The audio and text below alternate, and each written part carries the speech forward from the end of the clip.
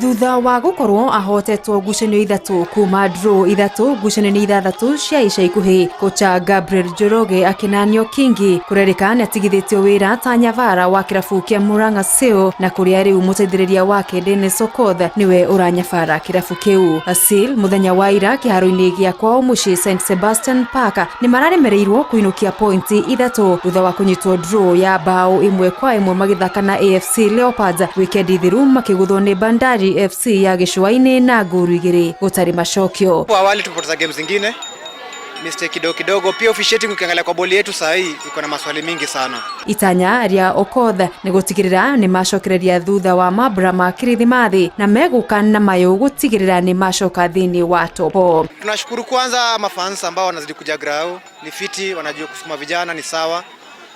Kutarajia tu lazima wa keep hiyo hope.